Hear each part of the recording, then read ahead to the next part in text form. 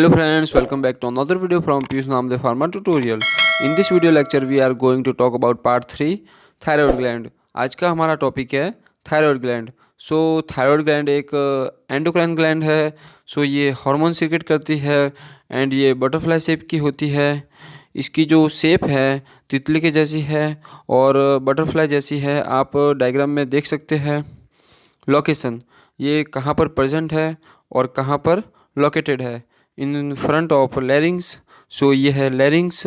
लैरिंग्स के सामने ये प्रेजेंट होती है थायराइड ग्लैंड. ये जो रेड कलर की है इधर साइड ऑफ ट्रैकिया. ये है ट्रैकिया. ट्रैकिया के दोनों साइड पर ये प्रेजेंट होती है. राइट लोब राइट साइड और लेफ्ट लोब लेफ्ट साइड. इसका जो वेट है 20 to 40 ग्राम होता है. इसकी जो लेंथ है वो 5 सेंटीमीटर और विथ 3 सेंटीमीटर, यानी 5 सेंटीमीटर लंबा और 3 सेंटीमीटर चौड़ा होता है. ये क्या होता है कि फीमेल्स में इसका जो साइज़ है वो थोड़ा सा बड़ा होता है as compared to males. Now इसका स्ट्रक्चर पढ़ते हैं. स्ट्रक्चर इसमें एक इधर की साइड राइट लोब है राइट साइड और लेफ्ट लोब है लेफ्ट साइड, और दोनों लोब आपस में कनेक्टेड है इस्थमस से. ये स्ट्रक्चर में आप देख सकते हैं. ये है राइट लोब, ये लेफ्ट लोब, एंड आपस में ये कनेक्टेड है इस्थमस से. एक स्ट्रक्चर है उसको कहते हैं इस्थमस. एंड ये 3 हार्मोन सीक्रेट करता है. फर्स्ट हार्मोन है थायरोक्सिन जिसको T4 भी कहते हैं. सेकेंड हार्मोन है ट्राईआयोडोथायरोनिन जिसको T3 भी कहते हैं, क्योंकि T3 है इसलिए ट्राईआयोडोथायरोनिन है. थायरोक्सिन T4 है इसलिए इसका दूसरा नाम है टेट्राआयोडोथायरोनिन.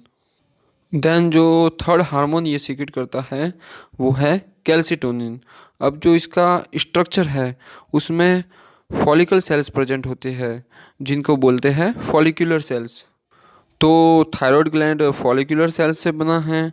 उन सेल्स से सीक्रेट होता है T3 एंड T4 हार्मोन्स, और इन्हीं फॉलिकुलर सेल्स के अंदर पैराफॉलिकुलर सेल्स प्रेजेंट होते हैं जो कि कैल्सिटोनिन को सीक्रेट करते हैं. Now thyroxine T4 and triiodothyronine T3 hormone क्या होते हैं. यह हार्मोन आयोडीन की फॉर्मेशन के लिए बहुत ज़रूरी है. Iodine is essential for formation of thyroid hormones. ये हार्मोन आयोडीन से ही बनते हैं. कैसे? जैसे ट्राईआयोडोथायरोनिन है, इसका नेम से क्या इंडिकेट हो रहा है T3. इट मीन इसमें 3 एटम्स ऑफ आयोडीन है तब ये हार्मोन बना है. T4 टेट्राआयोडोथायरोनिन इसका दूसरा नाम है. इट मीन इसमें 4 एटम्स ऑफ आयोडीन है तब ये हार्मोन बना है. Iodine is very important for their formation. अब आयोडीन ट्रैपिंग क्या होता है. जो थायराइड ग्लैंड है वो ब्लड में से आयोडीन को ट्रैप कर लेती है, यानी यूज़ कर लेती है आयोडीन को थायराइड ग्लैंड की फॉर्मेशन के लिए.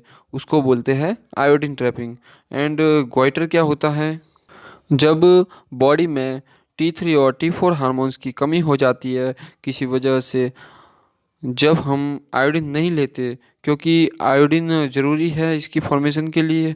अगर हम आयोडीन नहीं ले रहे हैं, आयोडीन किससे मिलता है हमें? सी फूड से. जो टेबल सॉल्ट होता है आयोडीन सॉल्ट उससे मिलता है, और जो भी आयोडीन सॉइल में वेजिटेबल ग्रो हुई है उससे मिलता है. अगर हम ये इम्पोर्टेंट आयोडीन नहीं ले रहे हैं तो इन हार्मोन की फॉर्मेशन नहीं होगी.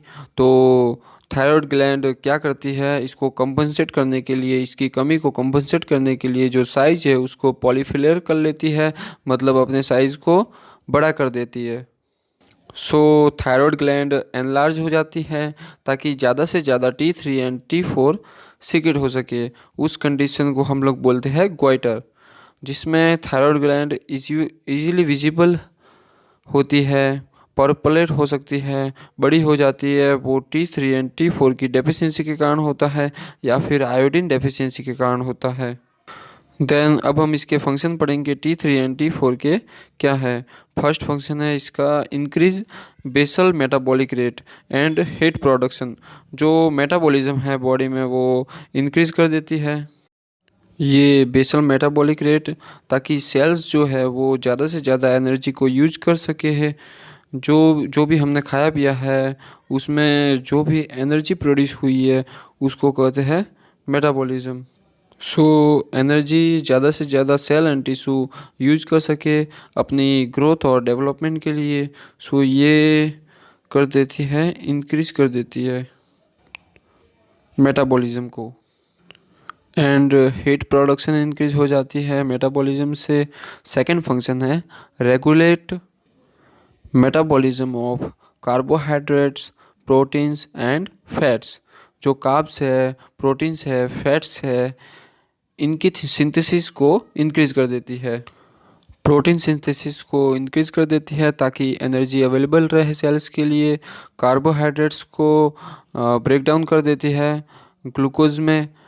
ग्लाइकोजन जो हमारी बॉडी में स्टोर होता है उसको ब्रेक डाउन कर देती है ग्लूकोज में, दोबारा से ये कन्वर्ट कर देते हैं ताकि ग्लूकोज ब्लड में हमेशा बना रहे in the form of energy.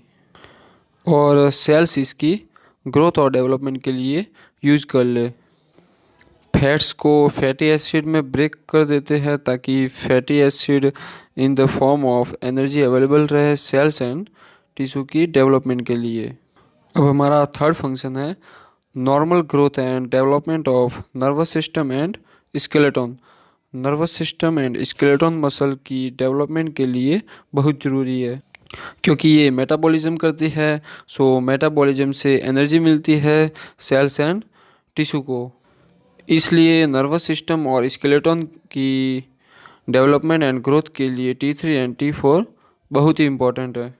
अब हम देखेंगे कि जो T3 एंड T4 है कैसे रिलीज़ होते हैं, कैसे स्टिमुलेट होते हैं, यानी इसका रेगुलेशन कैसे होता है।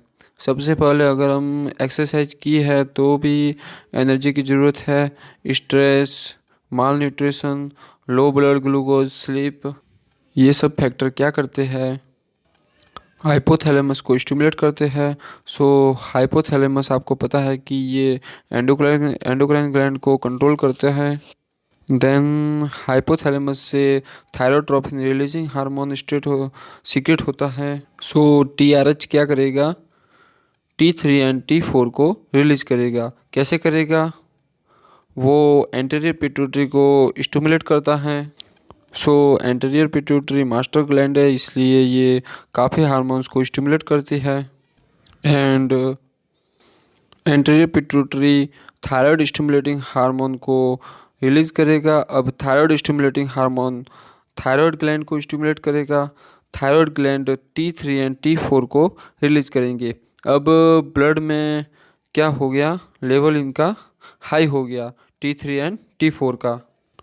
तो क्या होगा कि एक हाइपोथैलेमस को सिग्नल जाएगा जिसको कहते हैं नेगेटिव फीडबैक मैकेनिज्म। एक फीडबैक जाएगा कि अब इसको बंद कर दो और रिलीज मत करो, तो इसको बोलते हैं नेगेटिव फीडबैक मैकेनिज्म। अब जब इंक्रीज हो गया है ब्लड में लेवल्स तो ये नेगेटिव फीडबैक मैकेनिज्म साइमेंटेन इसलिए चलता रहेगा। तो जो सेल्स है वो इसको यूज़ कर लेंगे T3 एंड T4 को। तो दोबारा से ये क्या होगा कि ब्लड में इसका लेवल कम हो जाएगा। जब ये लेवल कम हुआ तो दोबारा से स्टिमुलेशन जाएगी हाइपोथैलेमस को कि और रिलीज़ करो। जब तक एक्शन कंप्लीट नहीं होता इसको बोलते हैं positive feedback mechanism. So blood में T3 एंड T4 के लेवल पर डिपेंड करता है कि T3 एंड T4 हार्मोन कितना और रिलीज होंगे। अगर ब्लड में इंक्रीज लेवल है इट मीन और ज़रूरत नहीं है हाइपोथैलेमस को, तो नेगेटिव फीडबैक मैकेनिज्म जाएगा दैट इनहिबिटेंट स्टॉप कर दो इसको। अगर डिक्रीज लेवल है इट मीन और ज़रूरत है तो पॉजिटिव फीडबैक मैकेनिज्म जाएगा हाइपोथैलेमस को कि और रिलीज़ करो। नाउ कैल्सिटोनिन जो थर्ड हार्मोन है थायराइड ग्लैंड से रिलीज होता है, इसका फंक्शन क्या है। First of all secreted by parafollicular cells और सी सेल्स। जो पैराफॉलिकुलर सेल्स थायराइड ग्लैंड के अंदर प्रेजेंट होती है वहाँ से सीक्रेट होता है। इनका दूसरा नाम है सी सेल्स भी इनको बोलते हैं। अब कैल्सिटोनिन नाम से ही पता लग रहा है कि कैल्शियम से कुछ रिलेशन है इसका। इसका काम क्या होता है कि टू इंक्रीज बोन कैल्शियम, कि ये बोन के अंदर कैल्शियम का लेवल बढ़ाता है, कि जो बोन में कैल्शियम डिपॉजिट होता है उसके लेवल को बढ़ा देता है और ब्लड के कैल्शियम लेवल को घटा देता है। देखिए मेरी बात समझिए, हमारी बॉडी में बोन में कैल्शियम होता है और ब्लड में कैल्शियम होता है। अगर बोन में से कैल्शियम घटेगा तो ब्लड में बढ़ जाएगा, और अगर ब्लड में कैल्शियम घटेगा तो बोन में बढ़ जाएगा। तो क्या करता है, इसका काम क्या है कि ये ब्लड में घटाता है और बोन में बढ़ाता है, यानी ब्लड में से जाकर कहाँ इकट्ठा कर देता है, बोन में। अब आगे हम बात करते हैं थायराइड ग्लैंड के ज़्यादा होने और कम होने से क्या होता है, यानी disease related to thyroid gland. अगर आपके हाइपोसिक्रेशन यानी थायराइड ग्लैंड की कमी हो जाए, देखो थायराइड मैंने बताया कि T3 एंड T4, आप नाम देखिए उसमें लिखा है ट्राईआइडो टेट्राआइडो, यानी आयोडीन अगर नहीं होगा तो ना ट्राईआइडो बनेगा ना टेट्राआइडो बनेगा। यानी जब आयोडीन नहीं होगा तो ना T3 बनेगा ना T4 बनेगा। तो उस केस में क्या होता है, अगर मान लीजिए हमारी बॉडी में T3 की कमी हो जाए या T4 की कमी हो जाए तो जो बीमारी होती है उसे ग्वाइटर कहते हैं। घेंगा, आप जानते हैं घेंगा क्या होता है, हमारे गले में स्वेलिंग आ जाती है। अब गले में स्वेलिंग आने का मतलब आप समझ रहे हैं, क्योंकि हमारे गले में ही होता है थायराइड ग्लैंड, और जब हमारे गले में थायराइड ग्लैंड है तो वो थायरॉक्सिन नहीं रिलीज कर पा रहा है, तो हमारा ACTH बार बार थायराइड ग्लैंड को पिंच करेगा, निकालो निकालो निकालो। अब बेचारे के पास है ही नहीं तो आयोडीन कहाँ से निकालेगा। इसलिए वहाँ की जो सेल्स होती है आपकी थायराइड की, उसमें हाइपरप्लेजिया हो जाता है और डिस्प्लेजिया हो जाता है, जिससे उसका जो साइज होता है वो बढ़ जाता है, और उसी बढ़ते हुए साइज को हम लोग क्वाइटर कहते हैं। और इसके बहुत सारे सिम्टम्स होते हैं, स्वेलिंग होता है, ब्रीथिंग डिफ़िकल्टीज होता है, कफ होता है, और इसके बाद एक हमारे होता है हाइपोथायरॉयडिज्म। अगर मान लीजिए हमारे बॉडी में थायराइड की कमी हो जाए तो एक्सोप्थेल्मिक ग्वाइटर होता है, जिस बीमारी का नाम होता है एक्सोप्थेल्मिक ग्वाइटर, जिसमें क्या होता है कि हमारी ये आँख है, इसकी पलकों के ऊपर क्रिस्टल इकट्ठे हो जाते हैं, आँख थोड़ी सी चढ़ी चढ़ी सी लगने लगती है। ये सब जो आपको दिख रहा है, loss of scalp hairs, proteases, it's called dropping of upper eyelid, dry thickness, rough and yellow skin, ये सब इसके सिम्टम्स है। इसके बाद हमारी एक और डिजीज़ आती है हाइपरथायरॉयडिज्म में होती है ग्रेव डिजीज़। ये ग्रेव डिजीज़ भी देख लीजिए, grave disease T3 and T4 के लेवल इंक्रीज होने पर होती है।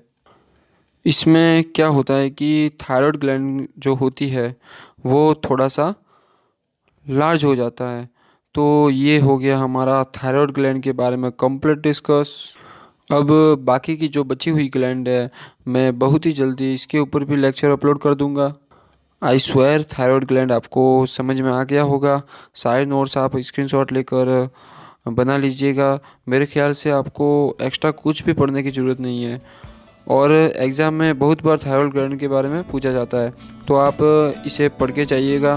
अगर आपको इस चैप्टर के रिलेटेड कोई भी दिक्कत हो तो आप कमेंट सेक्शन में जाकर हमसे क्वेश्चन पूछ सकते हैं। दोस्तों, अगर आपको मेरी वीडियो अच्छी लगी हो दैन लाइक कीजिए, शेयर कीजिए, और अगर आप इस चैनल पर पहली बार आए हैं तो चैनल को सब्सक्राइब करना बिल्कुल ना भूलें।